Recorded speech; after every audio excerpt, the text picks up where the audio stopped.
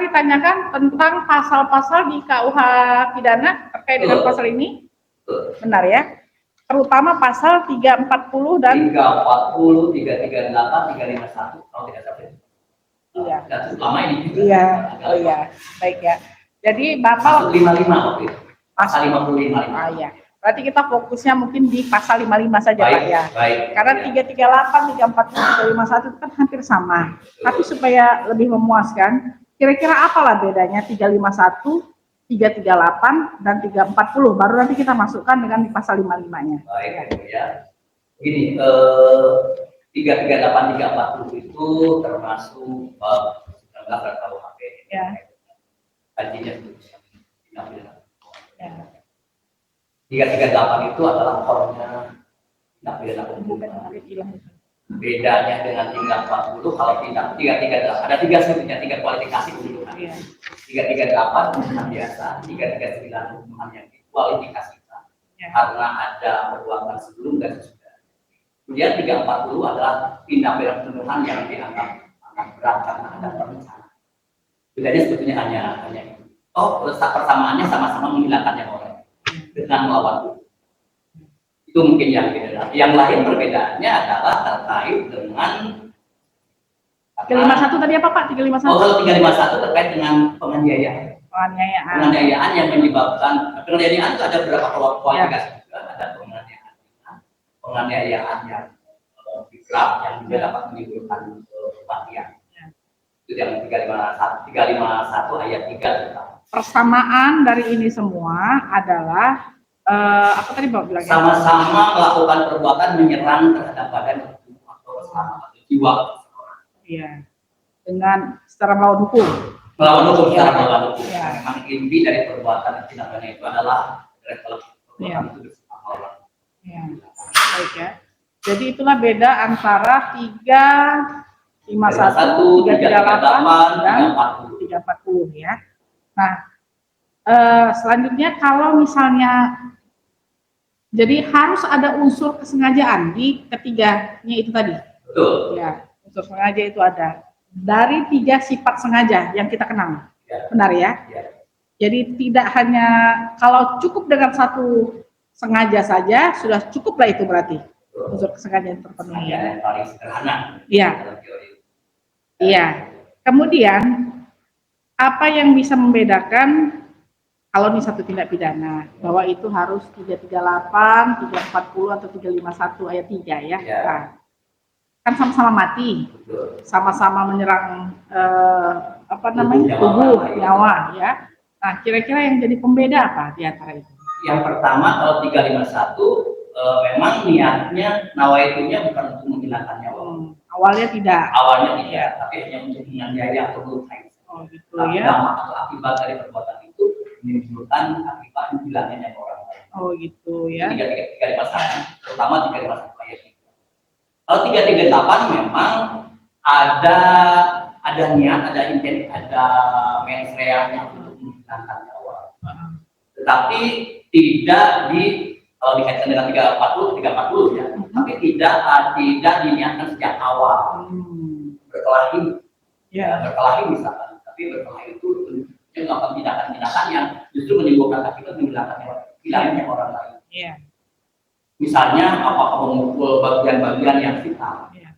Misalnya, tapi tidak seperti mungkin awalnya tidak niat untuk menghilangkan, tapi melakukan tindakannya yang akibatnya menghilangkan. Nah, kalau ini karena memang sudah ada ya semacam keinginan untuk melukai atau menghilangkan atau menganiaya orang lain lah gitu ya. Yang lebih fatal lagi ada 340. 340 di sana disebutkan dengan tindak pidana pembunuhan yang direncanakan. Memang selama ini tidak ada definisi tentang apa yang direncanakan, tapi lebih banyak menggunakan pandangan dari para ahli. Bahwa direncanakan itu adalah ada jeda untuk berpikir. Kalau kita lihat dari Amsina dan lain-lain, dia katakan rencanakan itu adalah ada jeda untuk berpikir bahwa seharusnya dia melakukan itu atau tidak, menghilangkan nyawa atau tidak. Kalau dia tetap sedang melakukan itu, apalagi kalau misalnya akan lebih ekstrim lagi, kalau sebelumnya sudah menyediakan alatnya, bagaimana perencanaan, itu sudah jelas perencanaannya sudah kelihatan ya. Sebetulnya itu yang bisa membedakan. Oleh karena itu pula maka tadi dampak ancaman pidana juga karena mungkin niatnya tadi inti dari pertanggungjawaban itu kan niatnya sudah ada penganiayaan, maka akan lebih berbeda antara pidana dengan pembunuhan yang biasa dikatakan, apalagi dengan 340 yang memang tadi sejak awal sudah dipersiapkan berbagai macam cara, alat, termasuk mungkin itu ya.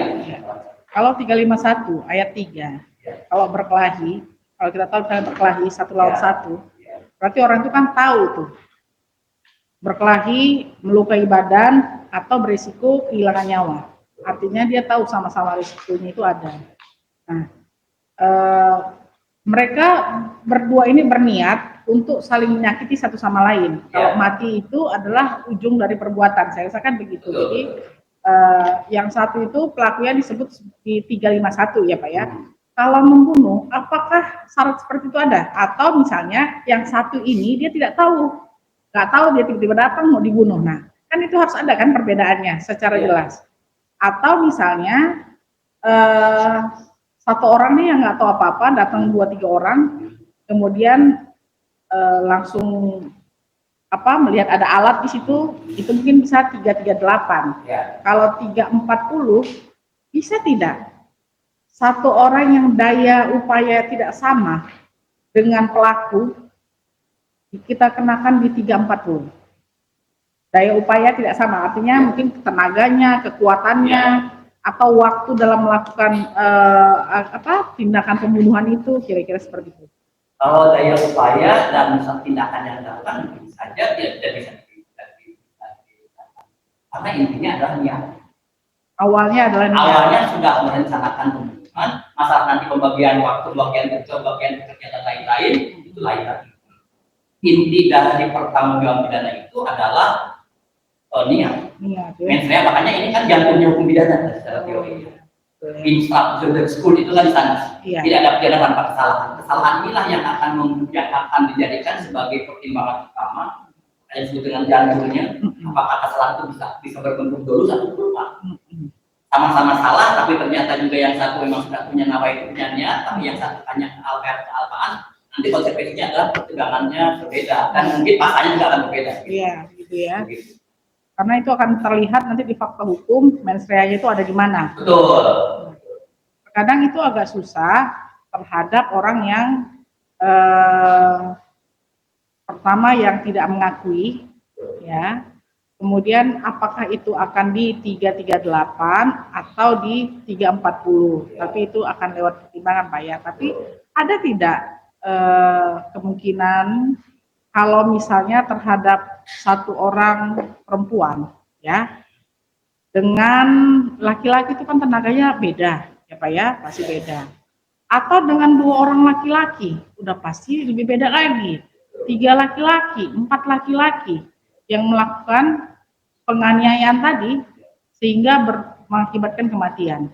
Untuk membedakan apakah itu 351 ayat 3, 338 atau 340, perbedaan tenaga seperti itu bisa nggak diperhitungkan atau penggunaan alat atau apa? Bisa ya.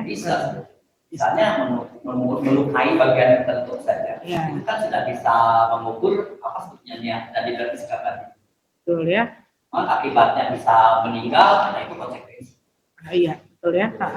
Atau dengan berapa kali melakukan pemukulan dengan alat tertentu itu juga bisa dihitung. Itu juga bisa dijadikan sebagai kriteria. Ya, bahwa dia itu memang hanya ingin menganiaya saja, atau ingin menghilangkan nyawa.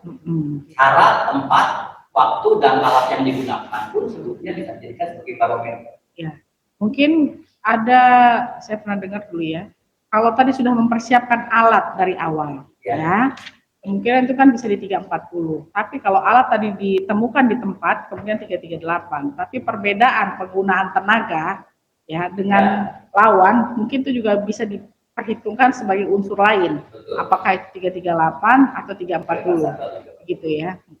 Kemudian kalau dengan adanya pasal 55 di sini kaitannya dengan 338, 340 atau 351. Mohon dijelaskan. 55 itu terkait dengan penyertaan. Jadi dalam suatu tindak pidana itu bisa saja dilakukan oleh satu orang atau beberapa orang. Nah, dalam hukum pidana ada teori bahwa yang dikategorikan sebagai pelaku itu tadi bisa, karena mungkin tadi karena lebih dari satu orang, maka mungkin nanti bisa posisinya sebagai pelaku, orang yang melakukan, yang turut serta melakukan, yang menyuruh melakukan, atau yang membujuk. Itu dalam teori pidana dan juga diatur dalam pasal 55 dikategorikan sebagai pelaku, di mana mereka akan mendapatkan sanksi yang sama, walaupun mungkin beda peran. Tetapi karena intinya dari pasal ini adalah tadi niatnya dari sejak awal sudah ada niat yang sama, gitu ya. Niat yang sama, cuma niat yang sama itu yang satu karena dibujuk. Oh iya. Niat untuk menghilangkan nyawa itu karena dibujuk, karena ini. Mungkin juga karena diajak, disuruh, mungkin juga ya. Atau diajak untuk peserta karena teman atau bagaimana bisa jadi sama. Tapi tadi punya niat untuk mengikuti apa yang yang pertama tadi. Itu sebetulnya pasal 55. Baik orang yang menyuruh melakukan, turut serta melakukan, yang membujuk atau yang dibujuk sama-sama sebagai pelaku. Ancamannya juga sama, 4 ya. Karena pada saat dibujuk atau disuruh itu orang tersebut masih punya waktu untuk berpikir apakah dia mau atau tidak untuk melakukannya. Benar begitu ya Pak? Ya, dalam pernyataan saya tambah. Dalam tindak pidana pernyataan itu ada satu lagi yang pasal 56 ya. Pembantuan. Oh, pembantuan ya. Pasal 56. Jadi mungkin saja dia itu tidak dikategorikan sebagai pelaku tapi sebagai membantu saja. Contohnya membantu ini apa?